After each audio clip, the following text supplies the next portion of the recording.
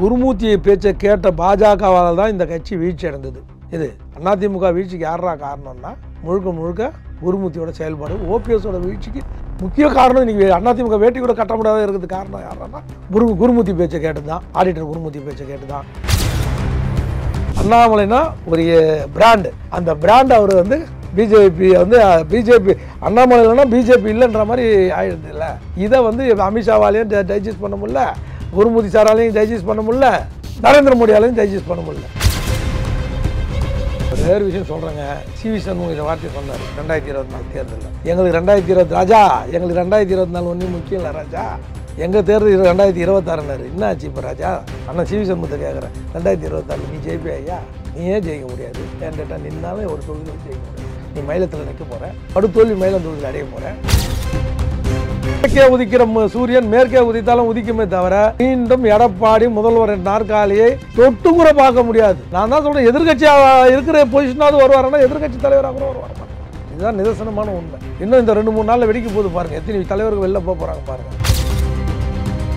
கட்சிக்காரரும் ஒரு பலனும் அனுபவிக்கலைங்க. எல்லாம் மாவட்ட செயலாளர், எம்எல்ஏ இவனு தான் கொள்ளடிச்சானுங்க. எது எடப்பாடி அம்மா இருக்கும்போது அப்படி இல்லை. அதனால தான் அம்மா தோத்தாலும் ஜெயிச்சாலும் தொண்டை நின்னா. இந்த ஆள் பக்கம் ஒரு தோல்விக்கே தொண்டை நிற்கலையே. ஒரு தொகுதிக்கு 12 கோடி ரூபா செலவு பண்ணாருங்க. யார்? எடப்பாடி கட்சி. அவர் பணத்தை 12 கோடி தொகுதிக்கு செலவு பண்ணி உன்னால ஜெயிக்க முடியல. இந்த 65 இடம் தான் ஜெயிச்சிருக்கிறேன்னா இந்த வாட்டி நீ 12 கோடி செலவு பண்ணியா தொகுதிக்கு? இந்த வாட்டி அப்படியே 20 கோடி செலவு பண்ணணும்.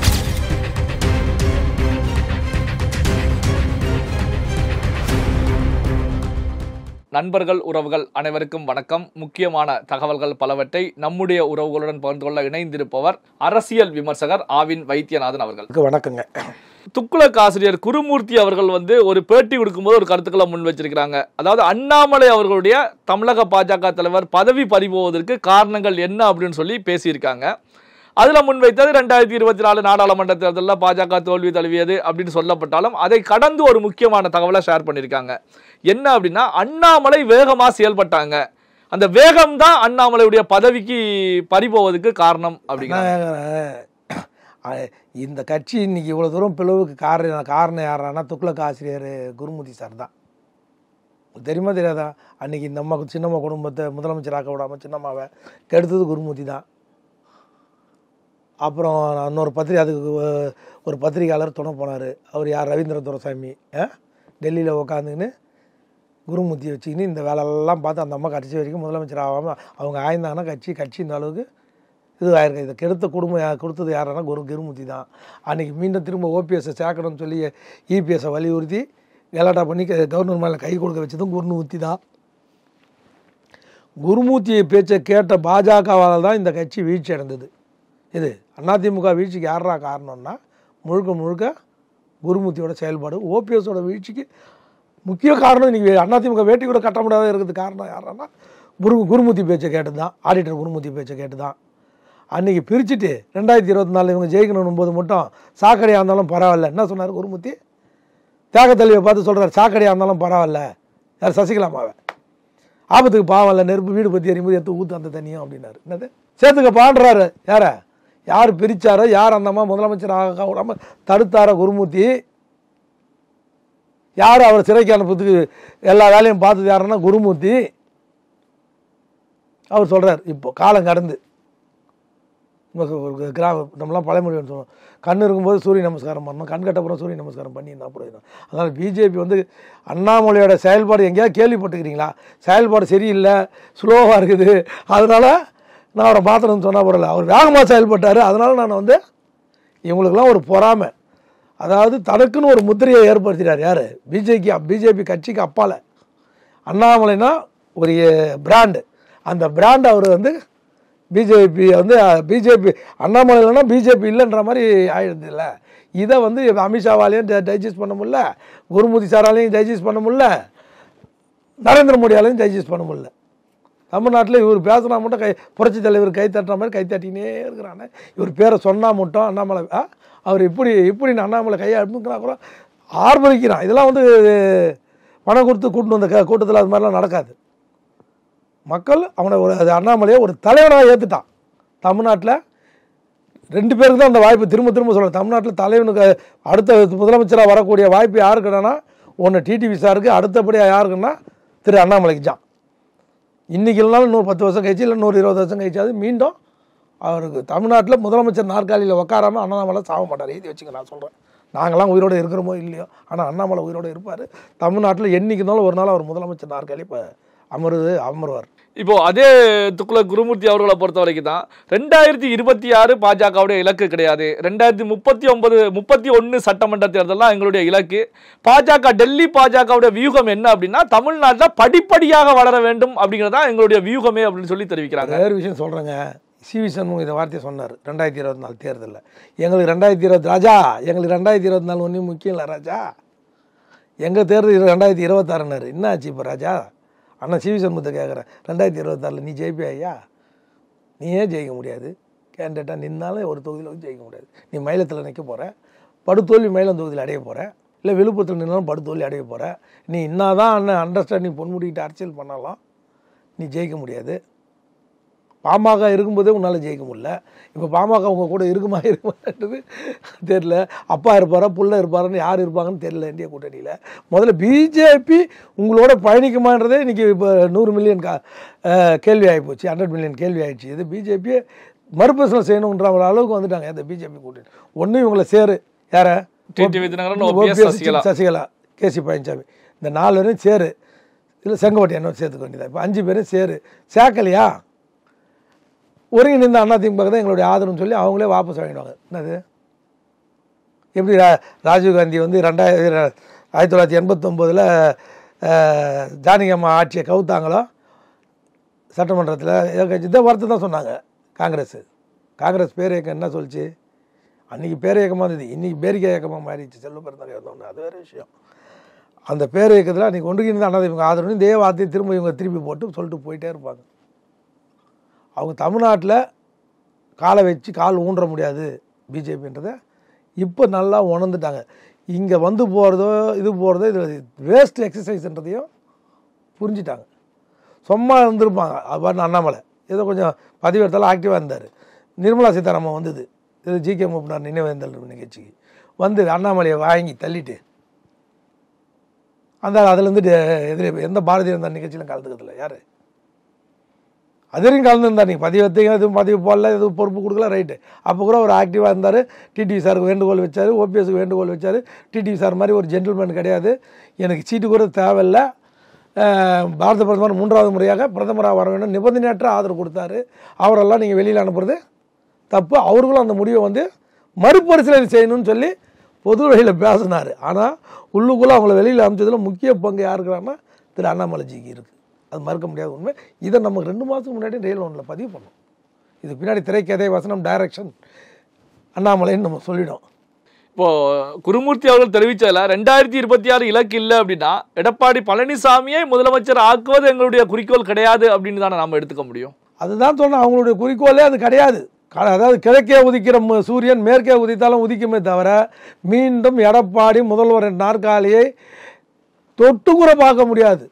நான் தான் சொல்கிறேன், எதிர்கட்சியாக இருக்கிற பொசிஷனாவது வருவாருன்னா எதிர்கட்சி தலைவராக கூட வர மாட்டார். இதுதான் நிதர்சனமான உண்மை. இன்னும் இந்த 2-3 நாளில் வெடிக்க போது பாருங்கள், எத்தனை தலைவர்கள் வெளில போக போகிறாங்க பாருங்கள். செப்டம்பர் 15க்கு அப்புறம் அக்டோபர் 17 54வது ஆண்டு துவக்க விழாக்குள்ளே எத்தனை பேர் போக போகிறாங்க பாருங்கள். அதிமுகவோட துவக்க விழா அக்டோபர் 17, அதுக்குள்ளே எத்தனை பேர் இந்த கட்சி என்ன எப்படி ஆக போகுது பாருங்கள். சின்ன பணம் ஆக போகுது. அன்றைக்கி அண்ணா திராவிட முன்னேற்ற கழகம் யார் தடுத்தாலும் தடுத்து நிறுத்த முடியாது. ஏற்கனவே 2024 வேட்பாளரே வரமாட்டேன்ட்டான். நீ நில்லுன்னு பிச்சை எடுக்காதக்குரிய நிறுத்தினார் யார்? எடப்பாடி. அங்கே தூத்துக்குடியில் அக்கா கடுமை எடுத்து நிற்கிறதுக்கு ஆள் இல்லைன்னு சொல்லி இங்கே வடபழனியில் புத்தூர் கட்டு கை கால் போனோன்னு புத்தூர் கட்டு போகிற ஒருத்தர் எடுத்து போய் சித்த வைத்தியக்காரனை எடுத்து போய் அங்கே நிறுத்தினார் யார்? எடப்பாடி. அவ்வளோ கேவலமாக போச்சு அதிமுக. வேட்பாளர் நீ அடிச்சுப்பாங்க அதிமுகவில் சீட்டு ரெட்டையில் சிம்பிள் கிடைக்கணுறதுக்கு. ஆனால் சேலத்தில் ஆள் கிடைக்கல. ஒரு கான்ட்ராக்டுக்காரனை வந்து போட்டார் வேட்பாளர், அவர் சொந்த தொகுதியிலே. ஈரோட்டில் ஆளே கிடைக்கல. அங்கேருந்து பிஜேபியிலேருந்து ஒருத்தனை ரிசைன் பண்ணி இங்கே வர வச்சு கேண்டிடேட்டாக போட்டாங்க. எங்கே? ஈரோட்டில். அவங்க தேர்தலுக்கு 3 நாளைக்கு முன்னாடியே ஓடிட்டான். யார்? அப்போ பிஜேபி அந்த வேட்பாளர், அதிமுக வேட்பாளர். இப்படி சோதனை அனைத்து இந்திய அண்ணா திராவிட முன்னேற்றம் வாழ்நாளில் இது வரைக்கும் தோற்பது வெற்றி பெறுவதெல்லாம் சகஜம். ஆனால் இது மாதிரி ஒரு மோசமான சூழ்நிலை, ஒரு பருவநிலை அதிமுகவில் எந்த தருணத்திலும் வந்ததே கிடையாது. 54 ஆண்டுகள் அதிமுக துவங்கி 54 ஆண்டு காலம் ஆயிடுச்சு. இந்த 54வது ஆண்டு காலம் அடியெடுத்து வைக்கிற இந்த தருணத்தில் கூட சொல்கிறேன், இப்படி ஒரு மோசமான ஒரு சூழ்நிலை மேகம் ஜியோகிராஃபி கண்டிஷன் நடந்ததே கிடையாது. இதுதான் வேதனை. இப்போ தமிழகத்துல பாஜக கூட்டணியில நடக்கக்கூடிய பிரச்சனைகளுக்கு காரணமே நிர்மலா சீதாராமன் அப்படிங்கிற கருத்துக்களை முன்வைக்கிறீங்க. அப்போ நிர்மலா சீதாராமன் என்ன பிளான் பண்றாங்க? ஏன்னா தமிழ்நாட்டு அரசியல்ல அவங்க தனி கவனத்தை செலுத்திட்டு இருக்காங்க அப்படின்னா அவங்களுடைய நோக்கம் என்னவாக இருக்கு? ஒரே ஒரு விஷயம், அந்த அம்மா ஒரு தேர்தலையாவது வெற்றி பெற்றிருக்காங்களா? நின்று ராஜ்யசபா எம்பியாக குறுக்கோயில பின்னாடி கேட்டு வழியாக தானே செய்கிறாங்க. மக்களுக்கு எதனால் அந்த அம்மாவும் சிதம்பரமும் சிதம்பரம் ஒரு சில தேர்தலில் வெற்றி பெற்றிருக்காரு, தோல்வி அடைஞ்சிருக்காரு. ஆனால் இந்த அம்மாவும் இவங்க 2 பேர் மூஞ்சியும் பார்த்தா ஓட்டே போட மாட்டான். ஏன் போட மாட்டான்? பிஎம்க்கு அப்புறம் எஃப்எம் தான் அடுத்த பெரிய பதவி. 15 வருஷமாக நீங்கள் தான் இருக்கிறீங்க. என்ன தமிழ்நாடு எல்லாருக்கும் ஒரு மனசு, நீங்களாக இருக்கட்டும் நானாக இருக்கட்டும், உங்கள் ஊருன்னா திருநெல்வேலினா உங்களுக்கு ஒரு நேட்டிவிட்டி இருக்கும். எல்லாருக்கும் ஒரு நேட்டிவிட்டி இது இருக்கும் இல்லையா? இந்த அம்மாவுக்கு தமிழ்நாடு தானே, மதுரையில் தானே பிறந்தீங்க. மதுரையோ திருச்சியோ எங்கேயோ பிறந்தீங்க இல்லை. இந்த திருச்சிக்கும் மதுரைக்கும் அட்லீஸ்ட் தமிழ்நாடு முழுவதும் என்ன மக்களுக்கு நீங்கள் செய்தீங்க? ஒரு எவ்வளோ இண்டஸ்ட்ரி இப்போ நம்ம மாற்று கட்சியாக இருந்தவரை ஒரு விஷயத்தை பாராட்டணும். ஆனால் முரசொலி மாறன் வணிக கமர்ஷியல் மினிஸ்டர் இண்டஸ்ட்ரியல் தொழில்துறை அமைச்சராக இருக்கும்போது அவ்வளவு ஃபஸ்ட்டு ப்ரியாரிட்டி கையெழுத்து போடுவார். தமிழ்நாட்டில் ஆரம்பிக்கிறது வந்து ஃபஸ்ட்டு இது ஹோண்டாய் ஃபோர்டு இதுக்கெல்லாம் யார் கையெழுத்து போடுது? முரசொலி மாறன். அது எங்கேயோ போக வேண்டிய ப்ராஜெக்ட், குஜராத்துக்கு போக வேண்டியது, அங்கே போக வேண்டியது, எல்லாத்தையும் எடுத்துகிட்டு வந்து பூனாக்கு போக வேண்டியதில் அது கையெழுத்து போட்டு வர்றா தமிழ்நாட்டுக்கு ஃப்ரீயாக போய் கையெழுத்து போட்டு கொடுப்பார். யார்? முரசொலி மாறன். அதில் கமிஷன் அடிப்பாங்க, போவாங்க. நம்ம அதுக்குள்ளே போக வேண்டியதில்லை. அது யார் வந்தாலும் வாங்குறானுங்க போகிறானுங்க. ஆனால் அதே மாதிரி டிஆர் பாலு இந்த பாலத்தில் எவ்வளோ கொள்ளாச்சு அந்த ஆள். டோல்கேட் இன்றைக்கி மக்களோட ரத்தத்தை உரியுதுன்னா டோல்கேட்டுன்னா அது காரணம் டிஆர் பாலு. இருந்தால் கூட இந்த கோயம்பேடுலேருந்து இங்கேருந்து தாம்பரம் போகிறதுக்குள்ள எத்தனை பிரித்து போட்டுக்கிறான் பாருங்கள். கோயம்புத்தூர் தாம்பரம் 10 கிலோமீட்டர் இருக்குமா, இல்லை ஒரு 5 கிலோமீட்டர் இருக்குமா? 5 கிலோமீட்டரில் 5 பிரித்து போட்டுக்கிறான் பார்த்தாலும். ஹலோ, 5 பாலம் கட்டிடுறான். என்னென்னா நீ அது எங்கே போட்டாலும் காசு தான் இருந்தாலுக்கு. ஆனால் அது இந்த காசு எடுத்து இங்கே போட்டான் இல்லையா? குரம்பேட்டூரில் இன்னைக்கு ஈஸியாக போகிற, பல்லாவரம் உள்ள ஈஸியாக போகிற, அங்கேருந்து ரிங் ரோடு பிடிச்சி நேராக ரெடில்ஸ் போகிற, இந்த வேலையெல்லாம் யார் போட்ட ப்ராஜெக்ட்டு? டிஆர். அவருக்கு ஒரு நேட்டிவிட்டி இருந்தது. மன்னார்குடி போகிற வரைக்கும் ரோடுங்களை நீ போய் பாருங்க. முன்னெல்லாம் அந்த ரோடு சிங்கிள் ரோடில் போகணும். எதுக்கு? சிதம்பரம் போன கடலூர். இப்போலாம் சும்மா அது மாதிரி ரோடு எல்லாத்துக்கும் வித்துட்டு ஒரு யார்? டிஆர் பாலு ப்ராஜெக்ட் அவ்வளோ பண்ணார். மாற்றான் தொட்டு மல்லிகைப்பூவும் மணக்குன்னு பேரறிஞர் அண்ணா. அது மாதிரி இவங்கெல்லாம் 2 பேரும் ஒரு முத்திரையை பதிச்சிருக்கிறாங்க. இது மாதிரி ஏதாவது பண்ணன்னு சொல்லி ஏதாவது ஒரு முத்திரையை எடப்பாடி படிச்சிருக்காரா? சேலத்துக்கு மட்டும் பாலத்தை போட்டுக்கினாரு. நல்லா அந்த சேலத்தை தேர்த்துருவா பாலத்தை போட்டு எவனும் வண்டி ஓட்ட முடியாத அளவுக்கு பண்ணி விட்டார். அப்படியா நீ போட்டியை ஜெயிச்சாங்க? சரி, 2019 தான் ஜெயிக்கல, நீ முதலமைச்சராக இருக்கும்போது ஜெயிக்கல. சரி, 2024 ஜெயிச்சாப்பா, அப்பவும் நீ ஜெயிக்கல. அப்போ என்ன பிரச்சனை எங்கே இருக்குதுன்னே நீ இது வரைக்கும் அம்மா கூட தோத்தாங்கப்பா. தோத்ததுக்கப்புறம் அம்மா 2 மீட்டிங் நடத்துனாங்க. ஒன்று டான்சி மீட்டிங் நடத்துனாங்க கிண்டியில். டான்சி இடம் இருக்குல்ல, சொத்து குழுக்களுக்கெல்லாம் திரும்ப கொடுத்தாங்க. அந்த இடத்துல மீட்டிங் நாங்கள் போயிருக்கிறோம். சிவி சண்முகம் நான் எல்லாம் அப்போ தான் போனோம். சிவி சண்முகத்துக்குலாம் அப்போ தான் ஒரு வாய்ப்பு அங்கே தான். அதே மாதிரி Kolathur meeting, Kolapakkam meeting, கொலப்பாக்கத்தில் meeting நடத்துனாங்க 2வது வாட்டி தோக்கும்போது. 96 தோக்கும்போது இங்கே மீட்டிங்கு, புரியுதுங்களா? அங்கே தோக்கும்போது 96, 97, 98 இங்கே மீட்டிங் போட்டாங்க. அதே மாதிரி அங்கே இப்போ 2021 நம்ம அந்த பீரியட் தோத்தல. 2006 அப்புறம் அந்த எப்போவுமே நம்ம ஜெயிக்கிறதுலாம் பார்த்தீங்கன்னா 21 to 25 இருப்போம். அந்த 2026 வரல அதிமுக ஜெயிக்காது. 26 11 வரைக்கும் நம்ம ஜெயிக்கல. இல்லை, அந்த பிறகு உடனே கொலப்பாத்தில் மீட்டிங் போட்டு ரேண்டமாக கட்சிக்காரங்க எல்லாரையும் வர சொல்லுவாங்க. அவன் ஒன்றிய செயலாளர், மாவட்ட செயலாளர், நகர எல்லாரும் வருவான். அந்த மாவட்டம்னா அந்த மாவட்டத்தில் இருக்கிற மொத்த கட்சிக்காரன் வருவான். மீட்டிங் மைக்கை கொடுத்துருவாங்க. அம்மா கையை கூத்துவாங்க. ஆகணும் ரேண்டமாக கொடுவாங்க. என்ன கூப்பிடுவாங்கண்ணே, ரொம்ப வேகமாக கத்துறான், கூப்பிட்டு பேசுன்னுவாங்க. மாவட்ட செயலாளரை பற்றி அம்மா இவன் ஐட்டம் சப்ளை பண்ணுறாம்மா, இவன் இது பண்ணுறவனு தான்மா பதிவு போடுறான், இவன் கட்சிக்காரன்ட்ட துட்டு வாங்கி தான்மா பதிவு போடுறான்னு. அப்பயே அங்கேயே உன் பேர் என்ன பதிவு? நான் ஒன்றிய செயலாளர் இருக்கிறேம்மா. இவன் மாவட்ட செயலாளர் எடுத்துருவாங்க. அங்கேயே எடுத்து இந்த ஒன்றிய செயலாளர் மாவட்ட செயலாளராக போட சொல்லி அங்கேயே அவன் துணிச்சலை பாராட்டி எத்தனை வருஷமாக இருக்கிற கட்சியில் அதெல்லாம் அங்கேயே கேட்டால் அங்கேயே அவன் மாவட்ட செயலாளர் ஆகிடுவான். அதனால் என்ன ஆச்சுன்னா மாவட்ட செயலாளர்லாம் பயப்படுவானுங்க. யார்கிட்ட? அம்மா கிட்ட. ஐயோ இந்த தொண்டை. அதனால கட்சிக்காரனை அரவணைச்சு போவான். கட்சிக்காரர் இவன் இருக்கும் கொள்ளடிக்காமல் கொள்ளச்ச காசை கொஞ்சம் கீழே வரைக்கும் இறக்குவான். இப்போ அது மாதிரி இல்லை. எடப்பாடி வந்ததுக்கப்புறம் கட்சிக்காரனும் ஒரு பலனும் அனுபவிக்கலைங்க. எல்லாம் மாவட்ட செயலாளர், எம்எல்ஏ இவனு தான் கொள்ளை அடித்தானுங்க. எது? எடப்பாடி இடத்துல. அம்மா இருக்கும்போது அப்படி இல்லை. அதனால தான் அம்மா தோத்தாலும் ஜெயித்தாலும் தொண்டை நின்னா. இந்த ஆள் பக்கம் ஒரு தோல்விக்கே தொண்டை நிற்கலையே. ஒரு தொகுதிக்கு 12 கோடி ரூபா செலவு பண்ணாருங்க. யார்? எடப்பாடி கட்சி. அவர் பணத்தை 12 கோடி தொகுதிக்கு செலவு பண்ணி உன்னால் ஜெயிக்க முடியல, இந்த 65 இடம் தான் ஜெயிச்சிருக்கிறேன்னா இந்த வாட்டி நீ 12 கோடி செலவு பண்ணுவியா தொகுதிக்கு? இந்த வாட்டி அப்படியே 20 கோடி செலவு பண்ண முடியுமா உன்னால்? பண்ணுவியா முதல்ல? அப்போது நம்ம நீ வெற்றி பெற்றுன்ற ஒரு ரிப்போர்ட் கையில் இருந்தது. இப்போ நீ வந்து 3வது இடமா 4வது இடமா 2வது இடமானே உனக்கு தெரியல. இந்த நேரத்தில் இருந்தாலும் பணம் முடிச்சா அவுக்க மாட்டேறான். இப்போயே அவுக்க மாட்டேறான். இப்போயே இந்த ஒரு சுற்றுப்பயணம் போகிறதுக்கு பார்ட்டி ஃபண்ட் இருக்குல்ல, கட்சியோட நிதியிலேருந்து 30 லட்ச ரூபா மாவட்ட செயலாளருக்கு தராங்க. இது காசு கொடுத்து வேனில் வண்டியில் சாப்பாடுக்கு ஹெலிகாப்டர் பிரியாணி எல்லாம் கட்சியோட பணம் செலவு பண்ணிக்கிறாரு. புரியுதுங்களா? 2021 பண்ணது இவரோட பணம். ஆனால் இப்போ செலவு பண்ணுறது அதிமுக கட்சியோட பணம். இந்த கட்சியோட பணத்தினால சிறு சேர்த்து வச்சுருந்தாங்க பாரு, அந்த பணத்தை கரைக்கிறாரு. இப்போ கட்சியோட பணம் திவாலாக்க போகிறாரு இவர். மொத்தத்தில் இந்த எலெக்ஷனோட கட்சியோட பணத்தில் ஒரு பைசா கூட இல்லாமல் கட்சி பணத்தை அதை கொள்ளடிக்கிறதுக்கு பிளான் பண்ணிட்டார் அண்ணன் எடப்பாடி. இப்போ தேவையாங்க? எலெக்ஷன் அப்போ சுற்றுப்பயணம் போனால் பரவாயில்ல, இப்போ எதுக்கு வெத்து பயணமோ சுற்றிக்கலாம் அந்த எடப்பாடி? கூப்பிட்டு போய் இப்போ கட்சி பிரிஞ்சு சொல்கிறவங்களாம் சேர்க்குற வழியை பாரு, கட்சிக்காரங்க என்ன மனமாச்சுருக்குது எல்லாத்தையும் சரி பண்ண பாரு, கேண்டிடேட்டை செலக்ட் பண்ணு.